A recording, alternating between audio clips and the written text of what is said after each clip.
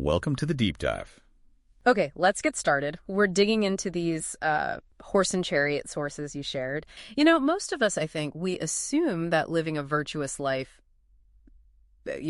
being courageous, just wise, it's all about grit, right? Sheer effort. Discipline. Exactly. But the sources we're digging into today, they kind of flip that idea completely on its head. Right. And that's really our mission here, to unpack this relationship between faith, grace, and living virtuously. It highlights this, surprising contrast between what we do and what we might call divine influence. Yeah. And the core idea that keeps coming up is virtue isn't something you manufacture with willpower. It's something that grows through divine grace, assuming, of course, you open the right doors. And they're specific about those doors. Faith, that's the big one. It's positioned as the way in, the channel for, basically all these virtues and grace itself to flow into your life. It's about opening up, receiving. And the flip side, pride, that's painted as the door that kind of lets sin flood in. It turns your focus inward onto yourself and essentially just cuts off that flow of grace. I found the sailing analogy they use really helpful here. Picturing your soul as like a vessel. Yeah, sailing towards a goal. Right. And pride. Well, pride makes you drop the sails. It might be obvious arrogance, or, and this is the tricky part, it might just be quiet self-reliance. That feeling you have to paddle the whole boat yourself. That's self-reliance. That's the real trap, isn't it? The moment you think, I've got to be good by my own strength, you've just shouldered the whole burden again. So faith is lifting the sails. Exactly. It's that conscious act of trust, saying, not my will, but yours. Letting the spirit, like the wind, actually move the vessel. Okay, but that raises a question, doesn't it?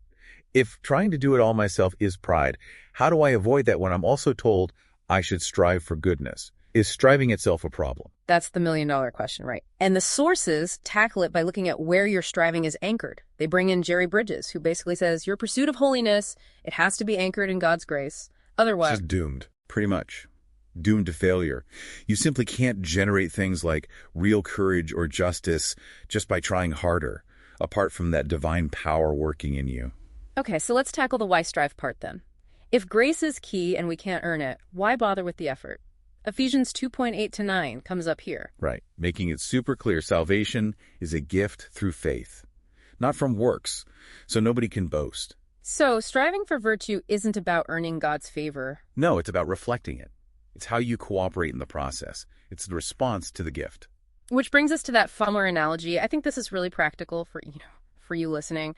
You can't force spiritual growth, right? Like a farmer can't force a seed to sprout. Exactly. But the farmer's role is absolutely crucial. Preparing the soil, watering. Yeah. That's what living in the virtues is like. It's like tilling the ground of your heart. You're putting your soul in a posture of readiness where grace can actually take root and grow. It clears the way for the Spirit. So it's cooperation. Striving by grace, not just by your own power. Yes. And they list specific ways to do this tilling, things like prayer, obedience, study, sacrifice, loving others. These aren't chores to check off for points. They're ways to prepare the soil. Precisely. Ways you open your heart, your soil, to that divine influence. It means letting go of confidence in yourself and putting your confidence in God's ability to work through you. That shift from self-confidence to God-confidence. Right. That seems to be everything. It really is. St. Padre Pio apparently nailed this, saying we should never be pleased with ourselves for any goodness we find, because, it all comes to you from God. And to him must you give the honor and glory. Yeah. It brings all goodness back to that single divine source.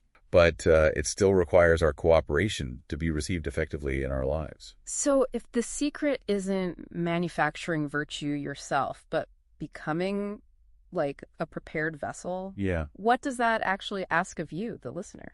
Yeah, what does that look like day to day? We wanted to leave you with this thought. It comes from St. Ignatius of Loyola, basically asking, what could God truly accomplish in your life if you were to abandon yourself unreservedly to him, just letting his grace shape you? That's a challenging question. It is. And according to these sources, answering that question, living that out, well, that's the secret of the saints.